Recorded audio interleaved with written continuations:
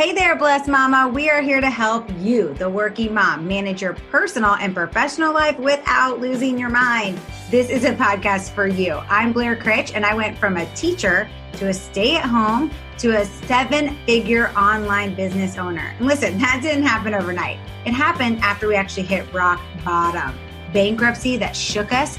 Then to find out my husband had an addiction problem, I decided that day I would grow and learn how to build a flexible business of freedom. Now today, I'm passionate about teaching other women the exact same thing through systems and strategies full of faith, fun, and drive. What is up? I am Kelly Hoover, retired corporate pharmaceutical rep to network marketing millionaire and small business owner.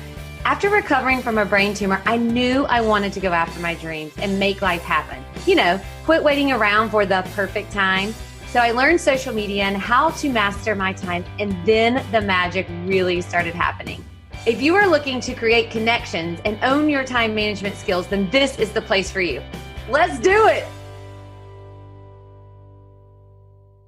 Hey there, blessed mama. Today is a fun topic. You are going to love this one. It's all about sex.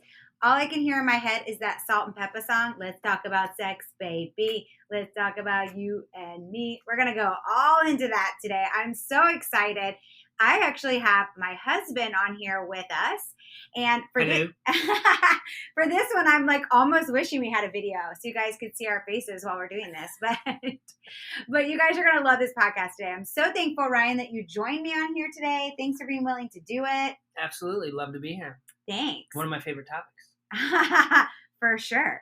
So we're going to talk all about sex today, guys. That's right. The importance of intimacy in the marriage, seasons of abstinence that will happen because life will bring them about, and how it's vital that during those times, the communication lines are always open, which for us, to be honest, did not come naturally. I don't really love to talk about sex even now, but we've learned how to communicate better about it and how to talk about it because it's a really important part of your marriage. So it's kind of ironic that we're getting better at talking about it and that today our whole podcast is about sex.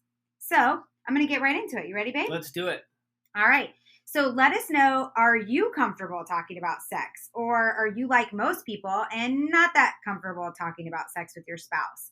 Let us know. I want you to tag us on social because this is so fun for Kelly and I to see how you guys really feel about each of these episodes, but especially this one. So tag us on Instagram at blessmamabosses_. Do you guys talk openly about sex in your home? Are you comfortable talking about sex? Comfortable talking about what you like, what you don't like, when you want it, when you don't want it? All of that stuff. Let us know. And then did you also see our post on Blessed Mama Boss's Instagram today? It said, it's all about keeping the fights clean and the sex dirty. Well, I literally saw that quote from Michael J. Fox one time on Jimmy Fallon when Jimmy Fallon asked him, how have you been married for 30 years? Give us the details. He literally said, it's all about keeping the fights clean and the sex dirty.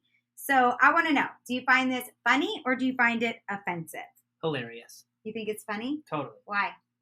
You don't think it's funny? I think it's funny. I'm just because asking why. I think it's very true. It's so right? true. There are certain things during a fight that you cannot say. Amen. And sex should be fun. So as long as you talk about it, I love that you agree. I totally agree too. I think it was funny too, right? It's funny. Yeah, I agree. Just funny.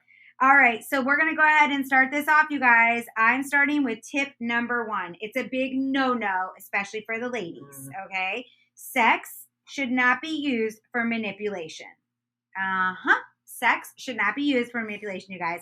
In the Bible, it says, do not deprive each other except perhaps by mutual consent and for a time, so that you may devote yourselves to prayer. Then come together again so that Satan will not tempt you because of your lack of self-control.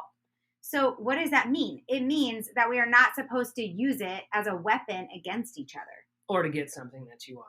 Yes, what a great point, because I see this a lot. Do you see this? I really doubt that guys do that. Do what?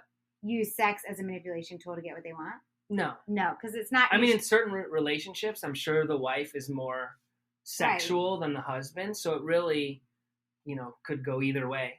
Right. In terms of you're just not supposed to, withhold your body right. from your spouse, no matter whether you're the husband or the wife. And also you can use that in another way. Like, how many of you ladies out there, and you might be guilty of this, I'm not calling you out, but I'm just thinking of like Yes, friends you of are. mine. You're totally I'm totally calling them them out. You're right. So like I can think of like being at a girls' night and we're talking about, let's say, a girls' trip, and somebody's like, ooh, I'm gonna have to do extra stuff for my husband, or I'm gonna have to do XYZ to make sure he says yes to this. That's a form of manipulation. 100%. Right. And 84% of women say that they have sex with their husband just to get him to help out with housework.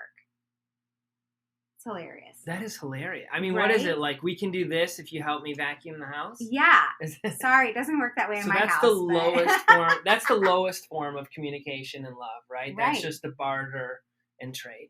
So, lowest form of intimacy. Totally. All right. So my turn? Yeah. All right. So guys, there are going to be seasons in your marriage where sex will be readily available, meaning there aren't any barriers like kids, time of the month, or any other health things. But there's also going to be times when it's not available. So as parents, we know that at each stage of the kid's age, babies, they cry, mom's sleep deprived, all of the things that, go into that, up to toddlers, they want to crawl into bed with you.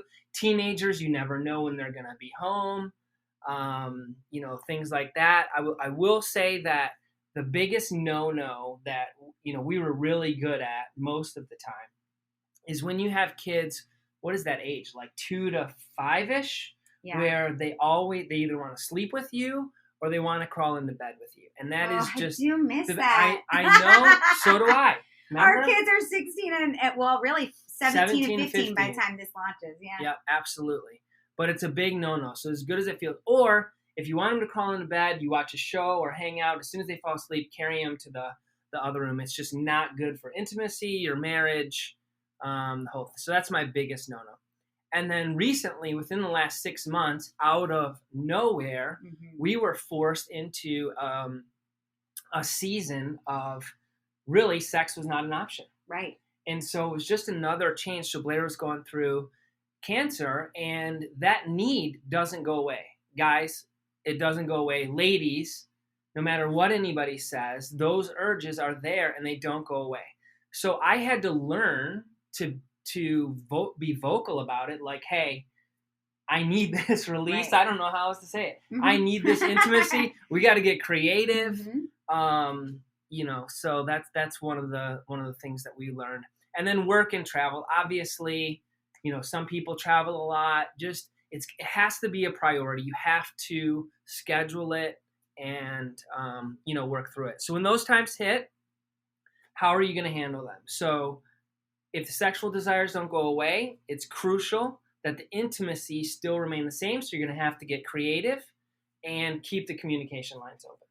Talk about it. And also women, I mean, I'm going to, put this out there. It feels so good that he's still interested, right? So even if it is a season of time where he's not able to have sex or you're not able to have sex or there's just a lot of barriers in the way, make sure you're still speaking to each other about how you miss that intimacy.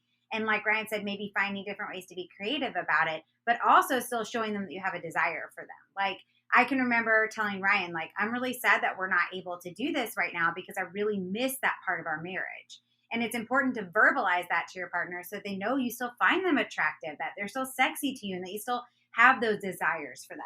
Right. And I think more importantly is taking those, I have that desire for you. Right. Like that sexual desire, there are alternatives and you can find them, but you have to choose to direct and keep that sexual desire at your spouse. So true. So also the next tip that we want to give you guys is... tip 3? No, 2. Yeah, I think we messed up on our writing. So I'm just going to say tips. Let's do it. Tips. So the next tip is, I have to be careful because that could be I was thinking the same thing. I'm not saying a bodily part, people. Well, okay. Just a tip. I wasn't thinking that. I know what you were thinking. The girl part. Yeah. Okay. That was funny. Thank you. So if you guys could see me right now, my face is so red. It's so red. Are you having a hot flash? No, or are you just... I'm just totally embarrassed right blushing. now. It's okay. See, we're still uncomfortable. All right. So here's another tip to think about, which is why are you not being intimate? What is the true reason behind not being intimate? So there's always a secret behind it, right? Why are you not feeling that you want to be intimate? So, and what is the mental effect? So like if I'm not feeling attracted or I'm not feeling like I want to do that, or I'm just too exhausted, or there's things going on. What is the mental effect that that has on my spouse? How is that affecting Ryan? Right? Because that's going to make him feel like there's something wrong with him or not needed, etc. So it doesn't happen much anymore, because now like I feel like I've lost some weight and feeling a little better, whatever. But I just kind of get snappy. Actually, I think this was probably you writing this. Actually, I think we just messed up on that. But I think you get snappy when actually I get snappy too, don't I? So here's what you're trying to say. Thank you. You're welcome. Perception is never the reality. Okay. Ooh. So if we go through a period of time where Blair's not in the mood to be intimate, or I'm not in the mood, that never happens. So if Blair's not in the mood to be intimate, then what is the true reason? It's something happened with her job or something else that's going on in her mind that 99.9% of the time has absolutely nothing to do with me. Okay, so that's the reality, is that something that's going on in her life. How I'm reading that, feeling that, is rejection, and something is wrong with me, that I'm not doing something to fulfill. So that my perception is completely different than her reality. And if it's not addressed through communication, then it just kind of snowballs and leads to, I would say, major problems. Totally. And sometimes women, I know this because I'm a woman and I've talked to many friends and people about this, but a lot of times for a woman, it's when she's not feeling sexy or not maybe you've gained a few pounds, which is life, people, but then you don't feel as sexy as you did before. So here's my tip for you on that. Lingerie isn't just for him. It can be for you to make you feel sexy again. So if you need that, throw it on. Throw on some high heels. Let's do it. I know, Ryan's like, I'm like, whoa, practice what you preach, sister. I'm not saying I'm going to play this. I'm saying if women aren't feeling sexy, that might help them to feel sexy. Oh, I thought you wanted me to put lingerie on. I'm just kidding. That was hilarious. That's not what I meant, people. Let me be very clear. So do whatever you need to do to feel sexy. And if that also, exercising is important for women and for men. It helps your libido. So make sure that you're doing the things that you need to do in order to keep that going in your marriage. The next one that's really important is foreplay changes. When you're young and then you become middle-aged and then you become older, foreplay changes. Foreplay doesn't have to always be physical. You can be making sure the kids are taken care of, that the dishwasher's empty. Men, the best foreplay for women is go and do something around the house for her so that when she walks in the house, it's not a mess. Everything's picked up. Everything's clean. She can go and enjoy that moment with you, right? Or maybe you got the kids taken care of for the night and nobody's at home and you can light a candle and turn on some music. That's foreplay. Foreplay doesn't always have to be sexual encounters or physical. Do you have something you want to say about that? Yes, I do. And I would say, whatever men are listening to this, and women, if you want to share with your men, I always tell Blair, so like, hey, I'm cleaning up the kitchen, kids are taken care of, I'm going to light a candle, right? So it's kind of like 20-minute, 30-minute, whatever. And turn on Boys to Men. Yep, turn on Boys to Men. She knows that this is on my mind and this is going to be done. So she can mentally prepare so she's in the right mood when she comes in the door. So it's not in the middle of, a ton of different things. Totally. Yep. I love that. I love that you brought that point. And I love that you brought up that they should be sharing this with their husbands. Yes. Share this podcast today. I know it's called Blessed Mama Bosses, but tell them it's all about sex and share it with them. Okay. Did you guys know that 12% of all married people haven't had sex for at least 3 months? Think about that. With each other. Yeah. That's a good point. Thank you. And so that's really important. It's sad. It is very sad because it's a really important part of your intimacy, of your relationship, and of marriage. It's one of the gifts of being in a committed long-term relationship, right? Absolutely. And there's also was a sex study done in 2013 that revealed that 96% of people say being emotionally connected results in the best sex.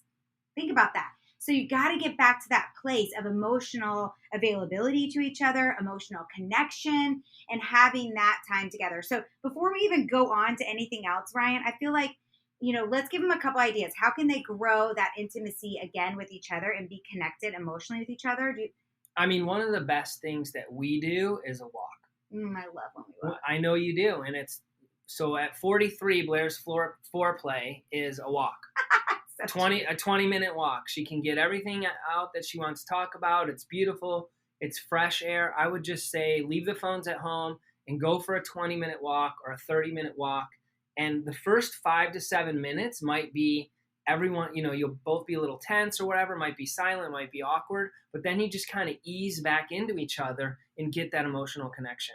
I love that. Another thing that Ryan and I have done over the last couple of years that I really love, and actually we need to get back to it again, is we would both pick a book for the month and we would both listen to it on Audible, or I might read it and Ryan might listen to it because he loves Audible. And then we had other things to talk about besides kids and work. And that brought a new intimacy to our relationship as well. I'm glad you brought that up. That has been missing from us because you don't want to just talk about work all the time. You got to have something in common that you share together that is outside of the normal kid/work life. And you will learn from each other. So true. Yeah. Oh, super busy weeks. Okay, so if you're like us, you schedule everything. So we do our calendars every week. And if it's been too long or I'm feeling neglected, I will simply say, Blair, you got to get me on the calendar. And then it's kind of like, okay, because 9 times out of 10, you're not intentionally ignoring that part. We just get busy. There are other things. You get momentum going in other areas of your life, and it's hard to always remember that. So I have to have, can I say balls? Can you say what? Balls. Yeah. I have to have balls enough to just say, hey, I need this. Put me on your calendar. That was funny. I wasn't sure when you asked it if we could say balls where you're going with that. That was funny. Yes. Totally agree. So put me on the calendar. And then again, ladies, share this with your husbands. You have to be sexy at home. And what do I mean? Unless you have an all velour sweatsuit like I do, sweatpants are probably not the sexiest way to go. Stained white t-shirts, the black tube socks, the gold toes laying around, nose hair, ear hair, all of those things. You have to stay manicured, look sexy, pretend you're dating. One of the best podcasts I listened to is Gabrielle Reese and Laird Hamilton. What they do is they never refer to each other as husband and wife. It's my girlfriend. Aww. And the reason they do that is to keep that spark. So it's not a marriage. It's never the old ball and chain. It's hey, I'm your girlfriend, boyfriend. We need to court each other. We need to stay sexy for one another. So I love that.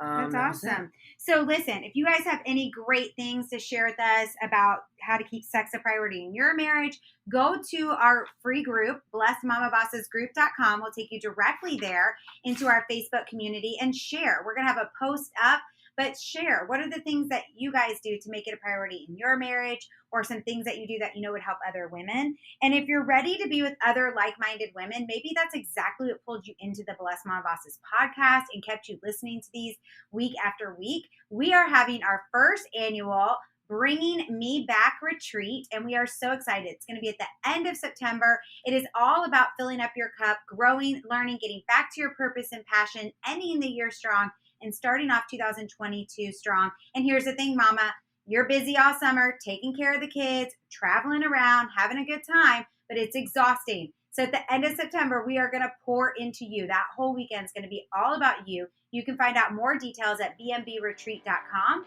And thanks so much for tuning in today. And babe, thanks for being on with me. You're welcome. Love you. Love you too.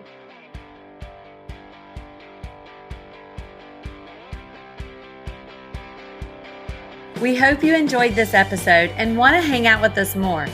Join us inside our Facebook community. You can find us at www.blessedmamabossesgroup.com. We'll see you inside.